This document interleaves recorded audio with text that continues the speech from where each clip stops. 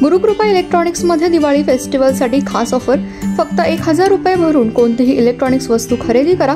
आकर्षक ऑफर 51% पर्यंत सवलत, 0% डाऊन पेमेंट, 26% पर्यंत कॅशबॅक, 1 हप्ता सूट, फ्रीज सोबत मिक्सर फ्री, LED सोबत home theatre free, water filter सोबत मिक्सर फ्री, मोबाईल खरेदीवर निक बँड किंवा ब्लूटूथ स्पीकर फ्री.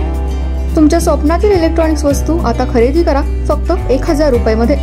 आता भेट द्या आणि दिवाळीला आपल्या घरात नवीन प्रकाश आणा.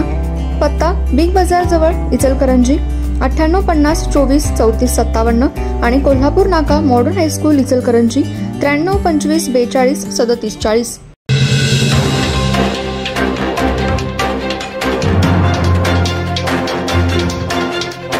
नमस्कार, मी तेजस्विनी मगदूम. एम मराठीमध्ये आपल्या सर्वांचं स्वागत आहे. पाहुयात ठळक घडामोडी. इचलकरंजी विधानसभा मतदारसंघातून विठ्ठल चोपडे हे अपक्ष म्हणून आपला उमेदवारी अर्ज उद्या भरणार आहेत. त्यांनी राष्ट्रवादी अजित पवार गटाचा इचलकरंजी शहर जिल्हाध्यक्ष पदाचा राजीनामा दिला. इचलकरंजी शहराच्या पाण्याच्या प्रश्नासाठी मी ही निवडणूक लढवत आहे. महायुती महाविकास आघाडीचा पराभव व्हावा यासाठी नाही, तर मी जनतेच्या कामासाठी निवडणूक लढवत आहे. तसेच राष्ट्रवादी अजित पवार गटातील सर्वच पदाचा मी राजीनामा देत आहे. तसेच माझ्याबरोबर आणि काही पदाधिकारी राजीनामा देतील, पण माझ्या पाठीशी जनता आहे. अजित पवार यांनी जे मला प्रेम दिलं ते मी विसरू शकणार नाही. त्यांनी लाखो करोडो रुपयांचा निधी इचलकरंजी विधानसभा मतदारसंघाच्या विकासासाठी दिलाय, त्यामुळे मी त्यांचा ऋणी आहे. पण माझे काही तत्व आहेत, त्यामुळे मी राष्ट्रवादी पक्षाचा राजीनामा देऊन अपक्ष निवडणूक लढवणार आहे व निवडूनही येणार आहे, असा आत्मविश्वास विठ्ठल चोपडे यांनी वर्तवला. सप्टेंबर 2023 रोजी इचलकरंजी शहर जिल्हा राष्ट्रवादी काँग्रेस पक्षाच्या अध्यक्षपदी माझी नियुक्ती झाली आणि गेल्या 1.25 वर्षाच्या कालावधीमध्ये या ठिकाणी असणाऱ्या सर्व आमचे पदाधिकारी, सर्व कार्यकर्ते यांच्या सगळ्यांच्या मेहनतीतून, यांच्या सर्वांच्या कष्टातून, यांच्या सर्वांच्या त्यागातून एक सुंदर अशा पद्धतीचं काम या इचलकरंजी शहरामध्ये राष्ट्रवादी काँग्रेस पक्षाच्या माध्यमातून आम्ही उभं केलं. 11 ऑगस्टला या ठिकाणी आमच्या राष्ट्रवादी भवन या पक्ष कार्यालयाच्या उद्घाटनाच्या निमित्तानं या राज्याचे उपमुख्यमंत्री नामदार अजितदादा पवार या ठिकाणी आले आणि त्यांनी अतिशय कौतुक या सगळ्या कार्यालयाचं केलं. त्या निमित्तानं एक सुंदर असा पद्धतीचा भव्य दिव्य असा कार्यकर्त्यांचा मेळावा सुद्धा या निमित्तानं संपन्न झाला. शहरासाठी असणारे विविध प्रश्न आणि मागण्या आम्ही त्या निमित्तानं अजितदादांच्या समोर मांडल्या होत्या. त्याला चांगल्या पद्धतीनं त्या ठिकाणी प्रतिसाद देऊन ते प्रश्न मार्गी लावण्याचे काम अजितदादांनी केलं. अनेक मागण्या या शेवटच्या टप्प्यामध्ये आलेल्या आहेत आणि निश्चितपणानं लवकरात लवकर त्याची सोडवणूक होईल. पक्षानं अतिशय चांगल्या पद्धतीनं आम्हाला या ठिकाणी मान सन्मान दिला. आम्ही पक्षाचा मान सन्मान या ठिकाणी वाढवण्याच्यासाठी कुठेही कमी पडलो नाही. एक चांगल्या अशा पद्धतीचं काम या शहरामध्ये राष्ट्रवादी काँग्रेसच्या माध्यमातून चालू होतं. दरम्यान आगामी विधानसभा निवडणुकीसाठी आम्ही राष्ट्रवादी काँग्रेस पक्षाच्या वतीनं इचलकरंजी विधानसभेची उमेदवारी मिळावी म्हणून मागणी केली होती. पक्षानं सुद्धा याची दखल घेऊन आमच्या उमेदवारीसाठी त्या ठिकाणी प्रयत्न केले. पण महायुतीचं जे राज्य पातळीवर धोरण ठरलं की विद्यमान आमदार ज्या पक्षाचा असेल त्याच्यासाठी ती जागा सोडायची आणि त्यामुळं या ठिकाणी असणारी जागा ही राष्ट्रवादी काँग्रेस पक्षाला मिळू शकली नाही. महायुतीमध्ये अन्य उमेदवाराला या ठिकाणची जागा जाहीर झाली आणि ही जाहीर झाल्याच्या नंतर या इचलकरंजी परिसरामध्ये असणाऱ्या अनेक नागरिकांनी, पक्षामध्ये काम करणाऱ्या सर्व कार्यकर्त्यांनी एक आम्ही वेगवेगळ्या पद्धतीच्या अनेक बैठका या निमित्तानं झाल्या. या आगामी निवडणुकीमध्ये काय भूमिका घ्यायची याच्या संदर्भातल्या चर्चा आमच्यामध्ये झाल्या आणि यावेळी सर्वांनी एकमतानं सांगितलं की या इचलकरंजीच्या शहराचा पिण्याच्या पाण्याचा प्रश्न गेल्या 8-10 वर्षापासून प्रलंबित आहे. अनेक पद्धतीच्या चर्चा या माध्यमातून झाल्या, पण त्याला मूर्त स्वरूप येत नाही. मी पाणीपुरवठा सभापती म्हणून 2020 साली काम करत असताना ऐन कोरोनाच्या कालावधीमध्ये या शहराला 1 दिवस आड पाणी देण्याचं काम केलं. पाण्याच्या संदर्भातले अनेक प्रश्न मी त्या काळामध्ये मार्गी लावले. पुढच्या कालावधीमध्ये सुद्धा मी पदावर नसताना सुद्धा हे काम पुढे चांगल्या पद्धतीने राहावं यासाठी प्रयत्न केले.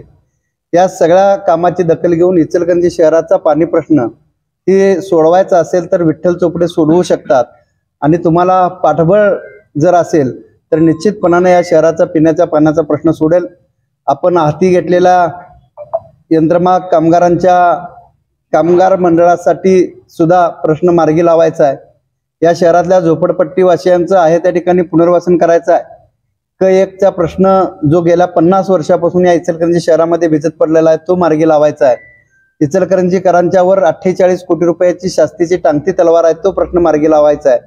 अनेक वेगवेगळे शिक्षण आरोग्याच्या दृष्टीचे प्रश्न निर्माण झालेले आहेत ते मार्गी लावायचे आहेत आणि हे करायचं असेल तर तुमच्यासारखा एक कामाचा माणूस अभ्यासू माणूस त्या सभागृहामध्ये जाणं गरजेचं आहे आणि म्हणून आपण ही निवडणूक लढवावी असा कार्यकर्त्यांचा आग्रह आहे।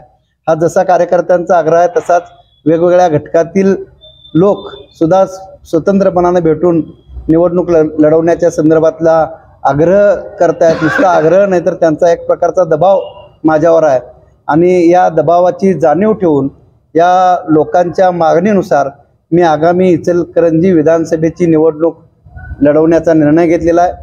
उद्या मी इचलकरंजी विधानसभा निवडणुकीसाठी अपक्ष उमेदवारी अर्ज दाखल करणार आहे आणि अशा परिस्थितीमध्ये एका बाजूला अपक्ष उमेदवारी दाखल करत असताना पक्षाच्या अध्यक्ष पदावर काम करणं हे नैतिकदृष्ट्या योग्य वाटत नाही आणि म्हणून मी आज पक्षाच्या सगळ्या नेते मंडळींचा प्रचंड आदर आहे। मला पक्षानं मला खूप प्रेम दिलेलं आहे, त्यांच्याबद्दल मला प्रचंड अशा पद्धतीचा आदर आहे। पण या विशिष्ट तयार झालेल्या परिस्थितीमध्ये काही निर्णय घेणं गरजेचं असल्यामुळे मी इचलकरंजी शहर जिल्हा राष्ट्रवादी काँग्रेस पक्षाच्या अध्यक्षपदाचा राजीनामा देण्याचा निर्णय घेतलेला आहे। मी ते ईमेलद्वारे राजीनामा पाठवलेला आहे आणि त्याची जी हार्ड कॉपी आहे ती मी आता या ठिकाणी आमचे पक्षाचे प्रदेशाध्यक्ष सुनील तटकरे साहेब यांना पोच करण्यासाठी आमच्या औद्योगिक विभागाचे प्रदेशाध्यक्ष सुभाष मालपानी यांच्याकडे सुद्धा सुपूर्द केलेले आहे। पक्षाच्या सर्व नेते मंडळीचे पक्षाच्या सर्व कार्यकर्त्यांचे ज्यांनी मला या सगळ्या प्रक्रियेमध्ये प्रचंड सहकार्य केले त्या सर्वांचाच मी ऋणी आहे, त्यांचे सर्वांचे मी आभार मानतो। अर्ज दाखल करणार असल्यामुळं नैतिकता म्हणून मी आज या ठिकाणी राजीनामा दिलेला आहे। अन्य कार्यकर्त्यांनी आता राजीनामा द्यायचा किंवा न द्यायचा हा त्यांचा विषय आहे, त्यामुळे मी असं बाकीच्यांच्या राजीनाम्याबद्दल कुणाशीही चर्चा केलेली नाही। भविष्यात पुन्हा निवडणूक झाल्यानंतर पुन्हा घड्याळ हाती बांधणार का? मी मगापासून सांगतो की पक्षाबद्दल मला प्रचंड आदर आहे, पक्षाच्या नेते मंडळीबद्दल मला प्रचंड आदर आहे। मला पक्षानं खूप प्रेम दिलेलं आहे। माझ्या सगळ्या प्रश्नांच्या सोडवणुकीसाठी त्या ठिकाणी मला निश्चितपणाने मदत केलेली आहे। एक विशिष्ट परिस्थिती तयार झालेली आहे, त्यामुळं इच्छा नसताना सुद्धा हा निर्णय मला करावा लागतो। महायुती धर्म का पाळते? सगळ्या ठिकाणी महायुती धर्म पाळला जातोय, मग इचलकरंजीत महायुती धर्म का? इचलकरंजी शहरामध्ये पक्षामध्ये राहण्याची इच्छा आहे, सगळं आहे, तुमचं कामं सगळे होतात, मग पक्षाबद्दल नाराजी का? या इचलकरंजी विधानसभेसाठी ज्यांना महायुतीतून उमेदवारी दिली त्यांच्याबद्दल नागरिकांमध्ये असणारी नाराजी आणि या प्रश्नांच्या सोडवणुकीसाठी मी काम करू शकतोय हा लोकांचा विश्वास, त्यामुळं त्यांनी माझ्याकडं एक प्रकारचा दबाव तयार केलेला आहे की तुम्ही ही निवडणूक लढवली पाहिजे, त्यामुळे मी ही निवडणूक लढवण्यासाठी आज राजीनामा देतो। तुमच्याकडे बघितलं तर तुमच्याकडे प्रतिस्पर्धी दोन मोठे तगडे आव्हान, एक राहुल प्रकाश आवाडे आणि मदन कारंडे, यांना पक्षाकडून तिकीट दिलंय, मग अपक्ष म्हणून तुमची ताकद लागेल का?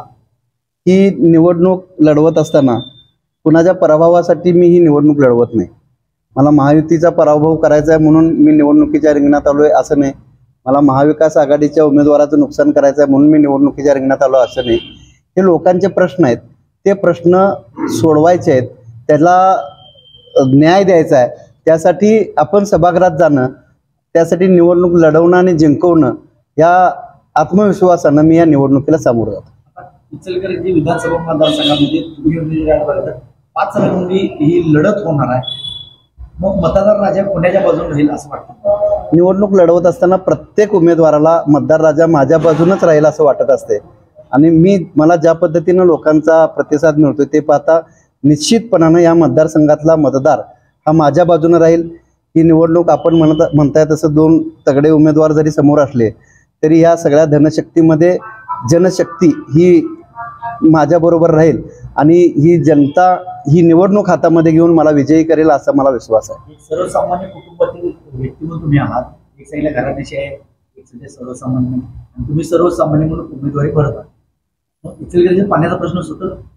निश्चितपणानं आपण जर म्हणजे मी 20 वर्षापासून या नगरपालिकेच्या आणि शिक्षण मंडळाच्या राजकारणामध्ये आहे. इचलकरंजी वासियांनी माझ्या कामाची पद्धत बघितलेली आहे. मी काय काम करू शकतोय की नाही याच्याबद्दल या शहरातील सगळ्या नागरिकांना खात्री आहे. हे प्रश्न ज्यावेळी त्या ठिकाणी विधिमंडळाच्या पटलावर असेल किंवा राज्य शासनाकडून ते मार्गी लावण्याच्यासाठीची भूमिका असते, त्यावेळी लोकप्रतिनिधी म्हणून जे बळ लागतं ते माझ्या मागं नाही. ते जर असेल तर मी निश्चितपणाने हे प्रश्न सोडवू शकतोय हा विश्वास लोकांच्या मध्ये सुद्धा आहे. आणि म्हणून मी माझ्या स्वतःच्या असा आत्मविश्वास आहे की मला जर लोकांनी पाठबळ दिलं तर मी हे प्रश्न सगळे मार्गी लागेल. वरिष्ठांचा फोन आला, तुम्ही माघार घेणार का, उद्या फॉर्म भरणार तुम्ही थांबा? मी आता पक्षाचा राजीनामाच दिलेला आहे, त्यामुळे आता वरिष्ठ फोन करतील असं मला वाटत नाही.